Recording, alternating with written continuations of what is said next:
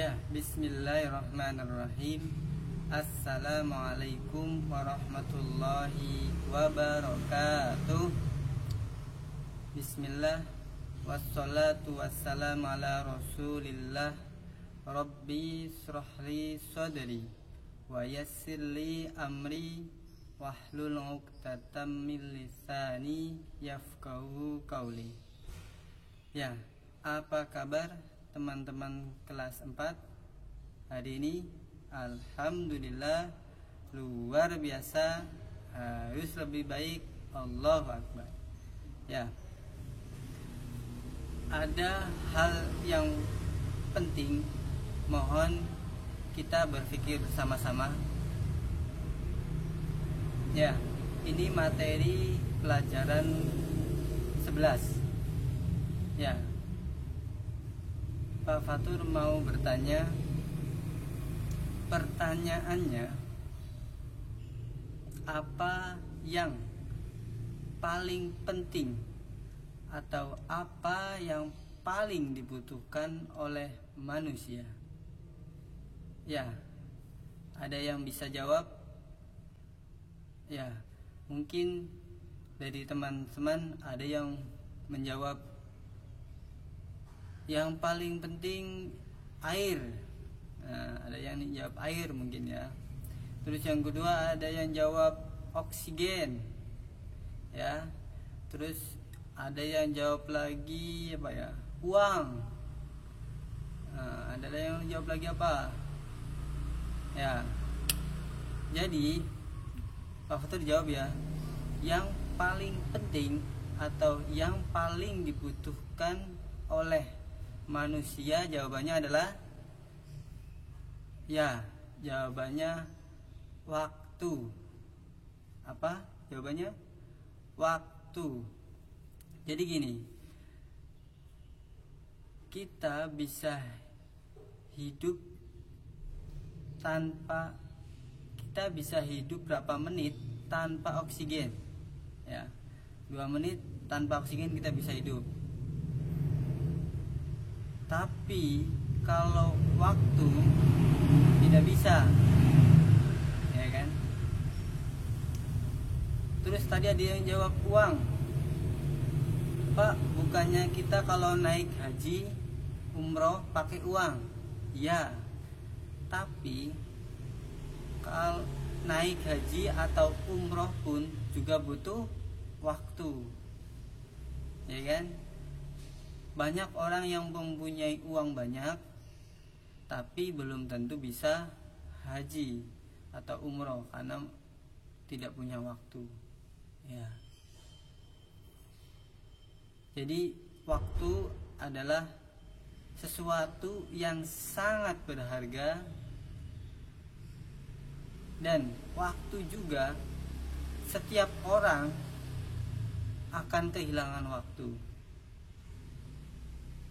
Ya. Nah, sholat butuh uang atau butuh waktu? Ya, pasti butuh waktu. Sholat, membaca Al-Quran perlu uang atau perlu waktu? Ya, jawabannya perlu waktu, ya kan? Jadi nggak semuanya dengan uang. Kalau kita kehilangan sesuatu yang sangat berharga, kita bahagia atau sedih? Pasti sedih. Kalau kita kehilangan sesuatu yang berharga, kita senang atau galau? Pasti galau. Untung atau rugi? Pasti rugi. Nah, jadi artinya setiap manusia itu dalam keadaan rugi. Nah, firman Allah dalam surat Al-Asr, wal asr innal insana lafi khusr. Nah, sungguhnya manusia dalam keadaan rugi.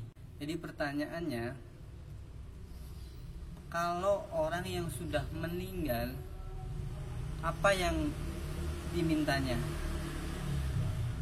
Nah, yang dimintanya apa?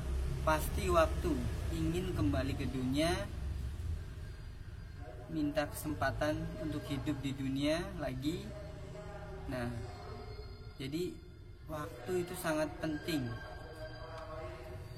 Nah, setiap orang, setiap manusia dalam keadaan rugi. Ya, ada solusinya agar kita kehilangan waktu tapi kita tidak rugi. Ada yang mau? Nah, jawabannya di ayat selanjutnya. Illalladi na'amanu wa amilus solihat wa tawassau bil haq wa tawassau bis sabr. Ya. Nah, agar kita tidak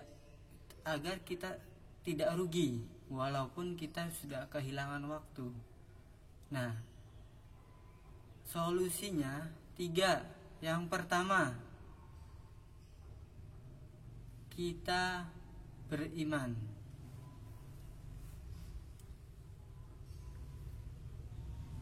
Kecuali orang-orang yang beriman. Terus yang kedua, orang-orang yang melakukan amal soleh.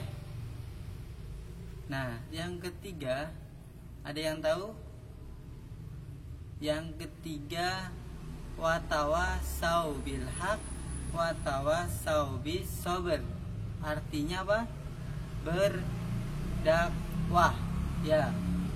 Watawasau bil haq artinya menasehati dalam kebenaran. Dan watawasau bis sabr menasehati dalam kesabaran. Itu artinya dakwah. Nah, kebanyakan orang hanya melakukan 2. Orang-orang yang beriman dan melakukan amal soleh. Padahal kalau acuannya ayat ini, kita harus berdakwah juga. Ya. Jadi tugas berdakwah itu untuk semua muslim, bukan untuk para ustadz saja, untuk para kiai saja, untuk para ulama saja, semuanya. Ya. Dan di materi ini tentang Wali Songo. Wali Songo itu berdakwah dengan caranya. Ya, nanti kalian tonton videonya tentang Wali Songo ya. Nah, kita juga bisa berdakwah di zaman yang milenial ini, zaman yang teknologinya sudah maju. Kita bisa berdakwah lewat YouTube. Nah, ya kan? Kita bisa membuat artikel, tulisan lewat blog atau lewat tulisan di Facebook atau di WA, masih banyak lah. Kita harus berdakwah juga. Dan satu lagi, Pak Fatur juga sedang serius di bisnis sekaligus berdakwah, di bisnis HNI HPAI. Jadi kita berdakwah agar umat Islam mengkonsumsi produk-produk yang halal, thayyib dan berkualitas tinggi milik umat Islam. Nah, sekian dari Pak Fatur. Nanti kalian tonton videonya tentang Wali Songo. Baik, sekian. Wassalamualaikum warahmatullahi wabarakatuh. Baik, tentang masuknya Islam ke Nusantara ya. Nah, Indonesia itu baru ada kan 17 Agustus 1945.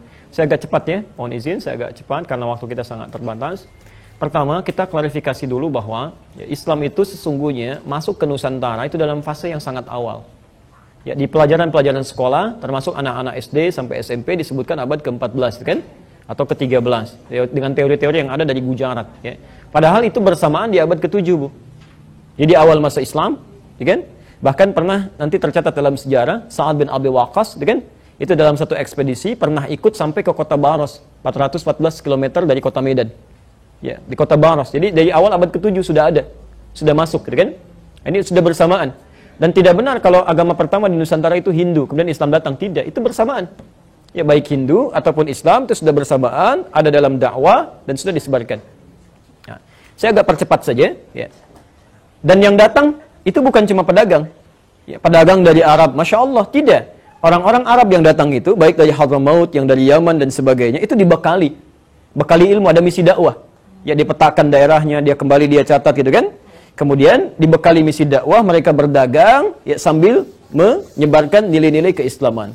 Sampai puncaknya, ya, saya langsung agak cepat saja. Berdirilah kemudian kesultanan-kesultanan, kerajaan-kerajaan Islam di Nusantara dari mulai Sabang ya, sampai dengan Merauke-nya, dari Sumatera sampai ke ujung bagian timur. Bahkan di timur ini ada yang terkenal dengan kerajaan-kerajaan Islam.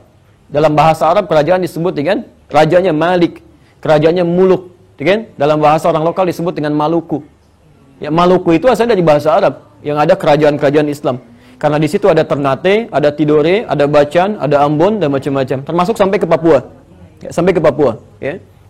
Nah, kemudian di masa-masa di abad ke-13, nah ini yang harus diketahui. Abad ke-13 itu bukan awal masuknya Islam, tapi penguatan nilai-nilai keislamannya. Di orang tua dulu merintis ya, membawa Islam, ya kemudian ulama setelahnya mengajarkan nilai-nilai keislaman yang benar. Ya, bagaimana caranya misalnya salat dengan baik, bagaimana cara bertauhid. Karena pada waktu itu masih diperkenalkan.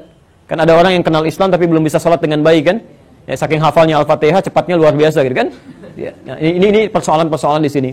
Maka diutuslah kemudian oleh Sultan Turki pada saat itu, ya kisaran tahun 1400-an. Ya, 1400-an, di awal masa ke-13, dari 1200 bahkan ya, 1200 sampai ke 1400-an, dikirimkan ulama-ulama. Ini ulama-ulama, awas hati-hati ya, hati-hati, yang dekat dengan Allah, yang paham tentang sistem kehidupan, dan tahu tentang fikih dakwah. Dalam bahasa Arab, orang yang punya ilmu dan dekat dengan Allah, itu bukan cuma disebut dengan ulama, tapi wali. Wali, jamaknya aulia. Ya, jamaknya aulia. Misal Quran surah kedua Al-Baqarah ayat 257. Posisi sebelah kanan paling atas. Ya. Allahu waliyul ladzina amanu yukhrijuhum minadh dhulumati ilan nur. Ya. Allah menjadi wali bagi orang-orang beriman. Maksudnya memberikan dia ilmu, berikan dia kekuatan dan sebagainya. Ya. Maka diutuslah 9 orang pada saat itu semuanya dari Arab. Ya. Ada dari Palestina, ya, ada Syekh Hasanuddin misalnya, ada dari Mesir, Syekh Ahmad Jumadil Kubra. Ya. Ahmad Jumadil Kubra ini ahli dakwah, ya ahli fikih juga, ahli Islam, yang nanti punya 2 orang anak. Anak pertamanya dibawa ke Nusantara, anak keduanya tinggal di Mesir. Saya agak cepat ya, misal, nggak usah dicatat ya untuk pengetahuan saja. Ahmad Jumadil Kubra berdakwah sampai ke ujung Sumatera nanti, dari Jawa. Ya. Siapa Ahmad Jumadil Kubra ini? Ya, seorang ulama besar dari Mesir, ahli dakwah, dibawa kemudian anaknya, salah satunya namanya Maulana Ishaq. Ya. Maulana Ishaq itu yang tadi, yang saya turunkan sampai muncul ke Haji Ahmad Dahlan, sampai muncul ke Haji Muhammad Hashim Asy'ari. Satu lagi, dia tinggal di Mesir, bernama Syarif Abdullah. Ya, Syarif Abdullah. Pelan-pelan. Ini bukan Sunan Gunung Jati, Syarif Abdullah ini, anak-anak dari sini. Nanti yang paling menarik, ketika beliau berdakwah, di kisaran abad ke-15 sampai awal abad ke-15, ya, di situ sedang dikuasai di wilayah ke Sunda sampai ke pertengahan Jawa oleh satu kerajaan besar, ya, satu daerah Sunda Wiwitan, Pajajaran, lebih dekat ke Hindu sebetulnya. Rajanya Prabu Siliwangi. Ya, Prabu Siliwangi. Prabu Siliwangi itu punya kontrol Ibu dari mulai Banten sampai dengan ke perbatasan ke Jawa. Ya, sampai nanti ada salah satu candi cetok di wilayah Karanganyar ke sebelah atas ke sana. Ya. Nah, di sini ketika sedang berdakwah, Islam sudah muncul sebagiannya. Inspeksi beliau ke wilayah Karawang, ketika masuk ke daerah Karawang ditemukan seorang perempuan, itu terdengar suaranya sedang mengaji, suaranya lembut sekali, bagus, dilihat orangnya cantik luar biasa, namanya Nyai Subang Larang. Nyai Subang Larang ini ternyata anak seorang pembesar Muslim, dia sedang belajar pesantren jadi santri dari satu guru besar yang baru pulang dari Mekah. Mekah dulu dikenal dengan Ummul Qura sampai sekarang, maka gurunya disebut dengan Syekh Qura. Nama aslinya Syekh Hasanuddin, dikenal dengan Syekh Qura. Maka jadi muridnya, ketahuan oleh Prabu Siliwangi tentang kebaikannya, maka diminta untuk jadi bagian dari istrinya. Ingin menikah. Masya Allah, ibu kalau kedatangan presiden, datang ke Roma, saya mau melamar anak ibu misalnya. Terima nggak? Wah, ya kan? Nggak mudah ya? Perhatikan, Nyai Subang Larang apa yang disampaikan. Ini bisa mengatakan begini. Ini kan orang bisa mengatakan apa saja. Tapi dengan kekuatan imannya dia katakan, lihat kalimatnya. Anda boleh nikahi saya kalau mau masuk Islam. Ya. Singkatnya mau. Jadi kalau kalimat dikeluarkan dengan nilai keimanan, ya, tidak pernah dipakai berdusta, ya, tidak pernah dipakai maksiat, itu nanti Masya Allah ada kekuatan-kekuatan besar di situ. Yang Allah menggerakkan. Maka masuk Islamlah Prabu Siliwangi, nama aslinya Pamanah Rasa. Dari pernikahan itu melahirkan 3 orang anak, ya, 2 laki-laki, 1 perempuan. Anak pertama lahir tahun 1423, diberi nama dengan Walang Sungsang. Ya, Walang Sungsang. Anak kedua lahir tahun 1426, diberi nama dengan Rara Santang. Anak ketiga lahir 1427, diberi nama dengan Raja Sengara. Raja Sengara. Semuanya masuk Islam. Pelan-pelan, semua masuk Islam. Walang Sungsang berganti nama menjadi Abdullah Iman. Abdullah Iman. Rara Santang berganti nama menjadi Syarifah Mudaim. Ya, pelan-pelan. Dari tahun inilah kemudian keduanya pergi menunaikan ibadah haji, berangkat. Ya, setelah berhaji ini, ternyata setelah selesai mau pulang bertemu dengan Syarif Abdullah. Ya, Syarif Abdullah jatuh hati kepada Syarifah Mudaim, minta izin untuk menikahi pada kakaknya, dinikahkan di situ. Maka ketika Abdullah Iman pulang, ya, ke daerahnya, ini Syarifah Mudaim gak ikut. Disampaikan menikah dengan Syarif Abdullah. Ini pulang, ketika pulang oleh Prabu Siliwangi diberikan tempat di daerah Lemah Wungkuk. Lemah Wungkuk itu dulu banyak etnis di situ, ya, ada Arab, ada Cina, ada orang lokal. Dalam bahasa lokal disebut dengan Caruban. Caruban itu kumpulan orang-orang dengan etnis-etnis yang banyak. Karena itu di daerah Lasem, agak ke pesisir sedikit, ya, dekat ke Tuban 30 km. Kisaran pantai ada daerah Caruban juga di situ. Karena dulu orang Cina masuk pertama kali lewat Lasem. Daerah Karangturi kalau sekarang. Karangturi posisi paling kanan, di situ ada kisaran orang-orang Cina, komunitasnya di situ ya. Tapi kalau tanya, ibu tanya, bahasa Jawanya paling halus. Ya, orang-orang sekitaran itu. Caruban. Nah, kemudian ada biasa mereka membuat tentang rebon ya, dari udang itu, campuran di situ. Maka sampai sekarang daerah itu untuk membedakan dengan yang di Lasem disebut dengan Cirebon. Ya, itu asalnya. Cirebon. Saya kembali, yang ini pergi ke Mesir, menikah dengan Syarif Abdullah, tinggal 20 tahun di sana, melahirkan seorang anak bernama Syarif Hidayatullah. Syarif Hidayatullah inilah yang kemudian pulang, ketika menghadap kakeknya diberikan kewenangan di Gunung Jati, maka dikenal dengan Sunan Gunung Jati. Nah, perhatikan pelan-pelan ya, Sunan Gunung Jati ini, itu bukan termasuk yang 9 wali pertama. Ini generasi keempat. Generasi keempat, jadi kayak Sunan Kalijaga, Sunan Gunung Jati, itu orang lokal. Maksudnya dari campuran sebelumnya. 9 wali yang pertama itu bukan dari yang orang-orang ini generasi keempat, yang awal. Ada yang dari Mesir, ada yang dari Maghrib, Maroko, ada yang dari Palestina, ada yang dari Persia. Ya, semuanya jumlahnya 9 orang. Ada dari Turki 2 orang. Ya, ini poinnya. Ya, pelan-pelan.